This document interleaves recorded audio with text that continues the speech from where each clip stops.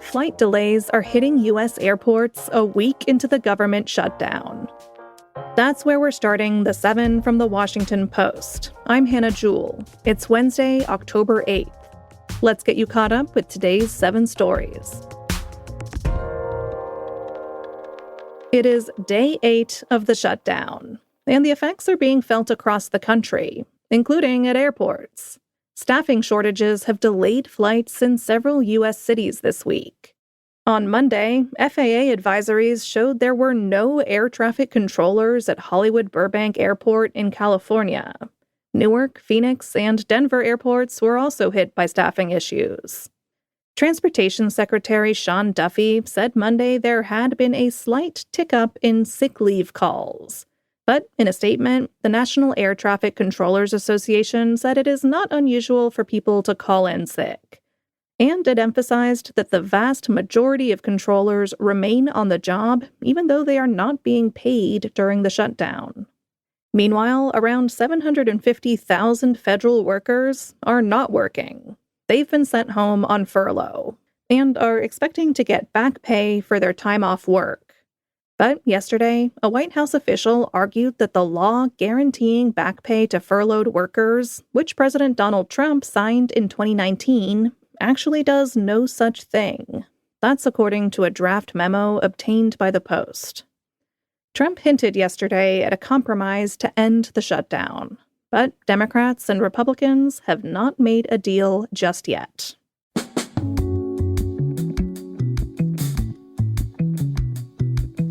Number 2. The Supreme Court appears ready to overturn a ban on conversion therapy. Conversion therapy is treatment intended to change the identity or behavior of gay and transgender people. Most studies have shown that the practice is unsafe and ineffective. It's restricted in nearly 30 states. Yesterday, justices heard arguments about a ban on conversion therapy for gay and transgender minors in Colorado. A majority of the justices appeared skeptical of the ban. They thought it could infringe on the free speech rights of therapists. The lawsuit under consideration was filed by Kaylee Childs, a Christian therapist, in 2022. She explained her argument to PBS NewsHour on Monday.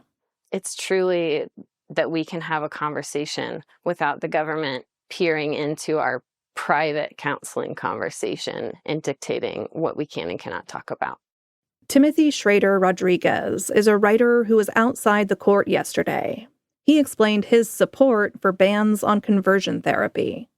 I spent 8 years in conversion therapy trying to change who I was and really just trying to change something that didn't need to be changed in the first place. And so I wanted to be here today just to show my support and to voice the fact that conversion therapy harms young people, it harms people's faith, and it ultimately has been discredited by every major medical association. The court's decision is expected by the end of its term next summer.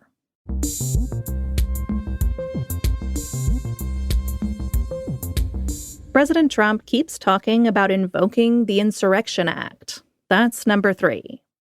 The Insurrection Act is a centuries-old law that enables a president to deploy the military on U.S. soil in extraordinary circumstances, like to quell an insurrection, civil disorder, or armed rebellion. It has not been invoked since riots in Los Angeles in 1992 and has not been used without the consent of a state's governor for 60 years.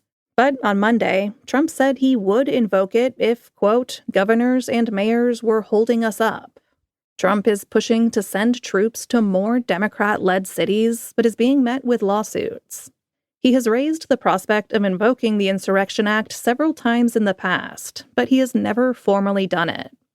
Whether or not he does, Trump has been deploying and seeking to deploy troops on U.S. soil in unprecedented ways. Number 4. The Trump administration intervened to rescue a Palestinian woman from Gaza. Ahlam Farwana is the mother of a U.S. citizen who serves in the U.S. Navy. A few weeks ago, she was secretly evacuated from war-torn Gaza.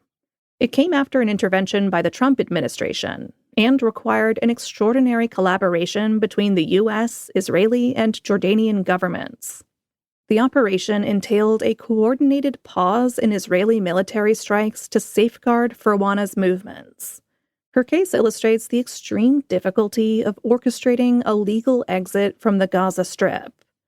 The children and spouses of U.S. citizens have frequently seen their requests for evacuations from Gaza denied.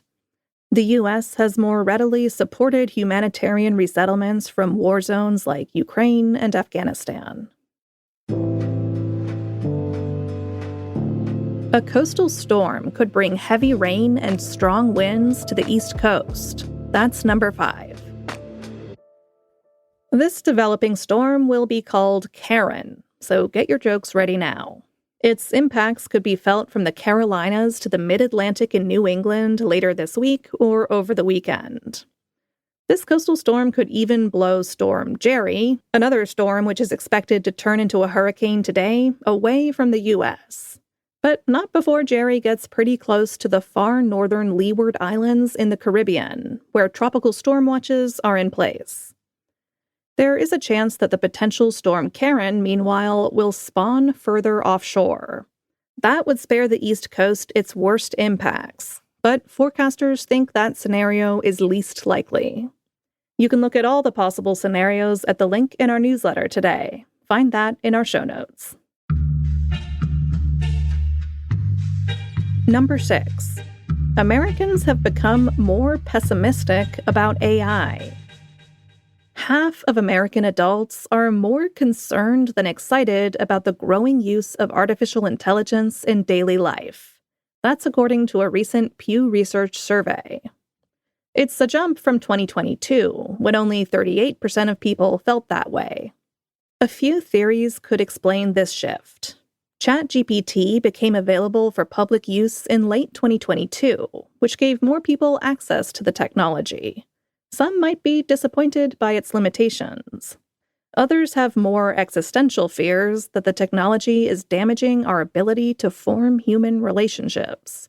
And some people just find it annoying that they have to use AI whether they like it or not, in the workplace or when they try to look something up online.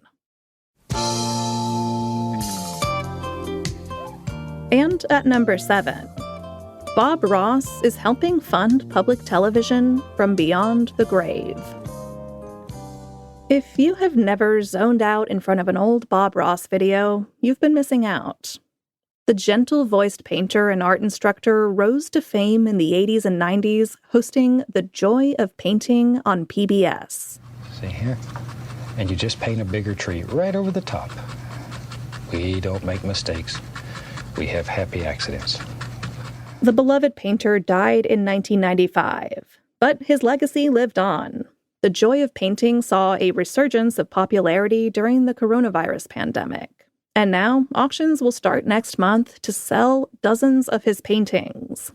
The money raised will help fund stations run by American Public Television and PBS. It comes at a critical time for public television. Earlier this year, Congress stripped $1.1 billion in federal funding for public broadcasters at the urging of President Trump. If you'd like to bid on an original Bob Ross, you can browse some of the paintings for sale at the link in our newsletter today. Or maybe they will inspire you to paint your own happy little trees. All right, you're all caught up. But before you go, a reminder that if you're a subscriber to The Washington Post, you can get access to our shows ad-free in Apple Podcasts. All you have to do is find The Washington Post channel in Apple Podcasts and connect your Post subscription. Then stay tuned for more subscriber-only audio benefits, like exclusive and early access episodes. If you're not a subscriber, this is a great time to start. You can sign up at our channel in Apple Podcasts or through the link in our show notes. I'm Hannah Jewell. I'll meet you back here tomorrow.